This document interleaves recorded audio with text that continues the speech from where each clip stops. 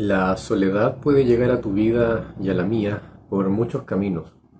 Puede venir por una decepción amorosa, puede venir por un cambio de lugar de trabajo, puede venir por una enfermedad que termina alejando a todo tu círculo, por una caída en desgracia que aleja a la gente de nuestro alrededor, o en otros casos incluso por culpa nuestra, por cosas que nosotros hicimos y que nuestro círculo no ha podido o no ha sabido o no ha querido perdonar o dejar atrás.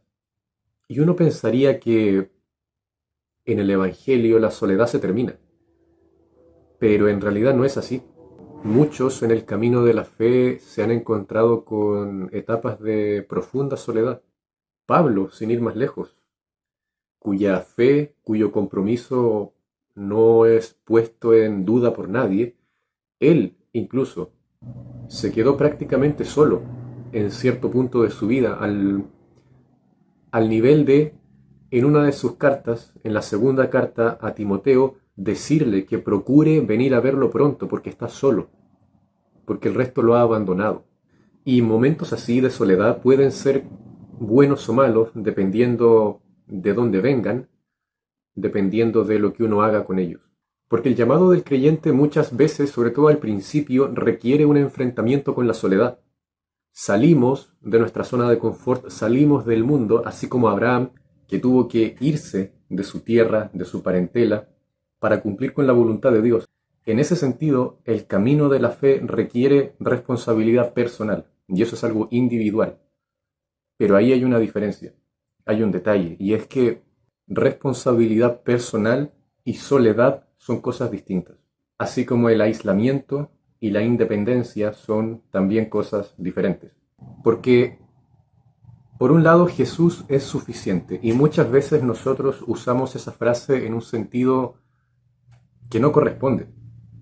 Jesús es suficiente para salvar nuestra alma, Jesús es suficiente para darnos plenitud, sí, para darnos propósito, pero al mismo tiempo, si tenemos a Jesús dentro, y si es Jesús quien vive dentro de nosotros, tenemos que inspeccionar cómo fue la vida pública de Jesús, cómo fue su vida en esta tierra. Y cuando estudiamos esa vida nos damos cuenta de que Jesús tenía sus momentos de soledad, pero en todo su ministerio siempre fue él orientado hacia los demás. Él estaba siempre rodeado de gente y siempre estableciendo relaciones con los demás. Él, en ese sentido, era una persona independiente en el sentido de que él tomaba sus decisiones bajo la voluntad de Dios, él vivía su vida, él tenía control sobre sí mismo, pero al mismo tiempo no era una persona aislada, no era una persona de naturaleza solitaria. Porque si queremos desatender nuestra soledad o nuestro problema de aislamiento argumentando que Jesús es suficiente o que Dios es suficiente, claro, pero en la voluntad de Dios no está el aislamiento. El propio Dios, cuando crea al hombre, le dice, no es bueno que esté solo. Es decir, por muy fuerte que sea tu relación con Dios, y Adán tenía una relación directa con Dios, una relación completamente íntima como no la tuvo después ningún otro profeta, por muy grande que haya sido. La relación que tuvieron Adán y Eva con Dios fue única. Y a pesar de eso y de esa relación tan íntima, Dios dijo que no es bueno que él estuviera solo.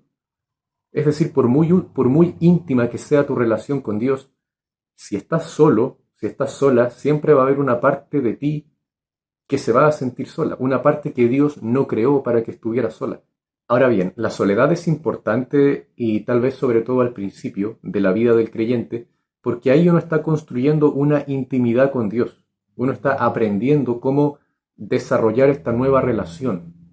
Y al mismo tiempo esa relación en muchas ocasiones implica alejarse de ciertas personas. Por tanto, claro, ahí es entendible un periodo de soledad, porque es un periodo en donde uno se va llenando de fe. Pero al mismo tiempo, en la vida espiritual, muchos aprendizajes necesarios vienen de la mano de la convivencia con otras personas. La soledad en la vida del creyente es una parte del proceso, pero no es la meta. Es una etapa, pero no es el propósito. Dios es eterno. y se manifiesta a cada persona de diferentes formas. Por tanto, si solamente convives contigo mismo, ¿vas a conocer a Dios? Por supuesto que sí. ¿Vas a poder tener una relación con Cristo? Por supuesto que sí. Pero va a ser una relación mucho más limitada de lo que podría ser. Porque así como Dios tiene su forma de revelarse en tu vida, tiene otra forma distinta de revelarse a la vida de otra persona. Y en esa convivencia, cuando es dentro de la voluntad de Dios, uno va conociendo también más al propio Dios a través de los demás. Por tanto, si decimos que preferimos estar completamente solos para enfocarnos en Dios, hasta cierto punto estamos siendo contradictorios. Lo que Dios nos entrega a nosotros no es lo mismo que Él le entrega al resto. Por tanto, entre más podamos convivir con el resto del cuerpo de Cristo, más vamos a conocer al propio Dios. Ahora bien, la soledad en el mundo, en nuestra vida secular, es otro tema, seguramente para otro video. En este caso, quiero enfocarme en la soledad dentro de la iglesia, dentro de un círculo cristiano. Y cuando uno está dentro de una comunidad, dentro de un círculo de creyentes, la soledad puede ser buena, en primer lugar, si no es toda nuestra vida, si no ocupa toda nuestra vida. Y en segundo lugar, si se usa para buenos propósitos. Por ejemplo, estudiar, dedicar periodos de tiempo en soledad, así como el propio Jesús dedicaba tiempos de soledad. Si se tenía que ir al desierto, se iba al desierto. Si se tenía que ir a un monte, se iba a un monte. Si tenía que cruzar un río, cruzaba un río, hacía lo que fuera necesario, con tal de estar solo de vez en cuando. ¿Y para qué? Para acercarse a Dios de forma íntima, de forma personal. Luego otra razón u otra forma de aprovechar nuestros tiempos de soledad puede ser para pensar en nuestro propósito, porque estando ya dentro de un círculo cristiano, conviviendo con demás creyentes, uno entiende mejor cómo funciona la fe activa, la fe puesta por obra, y ahí uno puede también ir comprendiendo o ir dedicando más tiempo a ver cómo uno puede contribuir, qué cosas puede uno hacer, observando a los demás, prestando atención a cómo el resto pone por obra los dones y talentos que tienen. Otro motivo, y este es muy importante, u otra forma de aprovechar nuestra época solitaria, es para estudiar nuestras propias reacciones. ¿Qué es lo que nuestro silencio tiene que decirnos? ¿Cómo reaccionamos cuando alguien, aquí estamos hablando de un círculo religioso, de un círculo cristiano? ¿Cómo reaccionamos cuando alguien se nos acerca? ¿Cómo reaccionamos cuando alguien nos abraza? ¿Qué pasa cuando alguien ora por nosotros? ¿Qué pasa dentro nuestro? A veces uno no tiene tiempo para pensar en esas cosas cuando uno está concentrado en una conversación con otro o cuando uno está dentro de un círculo formando parte de alguna actividad. En cambio, cuando ya estamos solos, podemos aprovechar ese momento para hacer retrospectiva y ver quiénes somos realmente, quiénes somos cuando alguien se nos acerca, quiénes somos cuando alguien quiere conversar con nosotros, quiénes somos cuando alguien quiere integrarnos a un grupo, quiénes somos cuando alguien quiere tener una conversación espiritual con nosotros.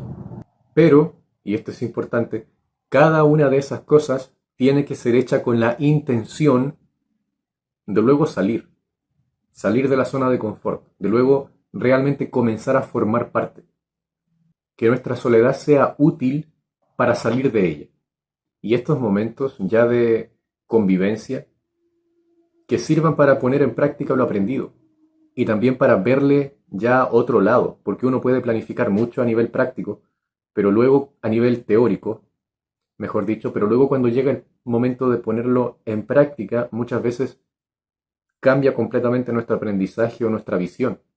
Que sea también una oportunidad para conocer más a Dios a través de los demás, a través de los procesos del resto, porque a través de los procesos de la gente, a través de las respuestas que Dios le ha dado a los demás, uno también puede entender cómo funciona el carácter de Dios, porque Dios no cambia. Eso significa que Dios puede tener procesos diferentes para cada uno de nosotros, pero su carácter, su naturaleza sigue siendo exactamente la misma.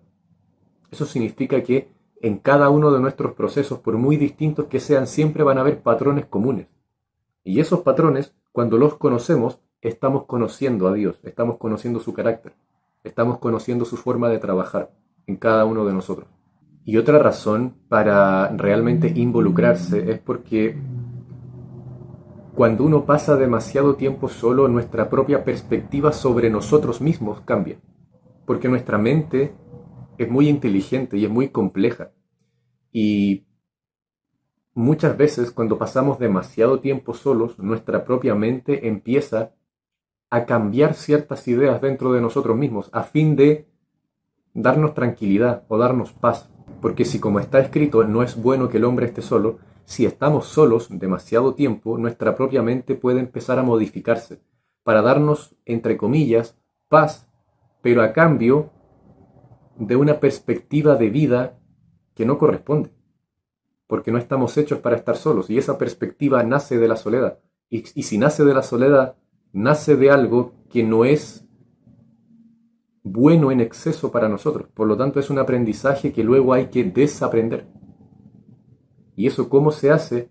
Saliendo de la zona de confort, participando en actividades, atreviéndose a hablar con la gente, a conocer al resto y así confrontarnos también con nosotros mismos. ¿Realmente somos lo que nuestra soledad nos dice que somos?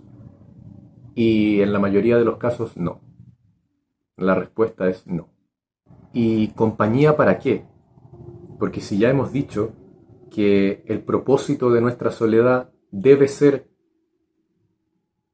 crecer en intimidad con Dios y al mismo tiempo debe ser salir de ella, debe ser con el propósito de salir de ella, luego en la compañía, ¿cuál es el propósito de la compañía?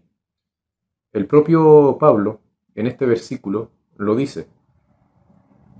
Dice, solo Lucas está conmigo, toma a Marcos y tráele contigo porque me es útil para el ministerio. Es decir, junto con pedirle a Timoteo que vaya a verlo, ¿para qué? ¿La compañía para qué? Para formar parte del ministerio de Dios, para formar parte del reino de Dios. Tiene que ser, debemos buscar la compañía, así como en la soledad el propósito debe ser acercarse a Dios, en la compañía tiene que ser lo mismo, porque eso también nos va a servir de filtro para saber a qué tipo de personas podemos dejar entrar a nuestra vida y a quiénes no. Por tanto, si eres un cristiano solitario, tienes la oportunidad de aprovechar eso y al mismo tiempo que aprovechas tu etapa de soledad, usarla y darle el enfoque de salir de ahí. Porque en la voluntad de Dios está la buena comunión. Y como está en la voluntad de Dios, Dios nos ayuda.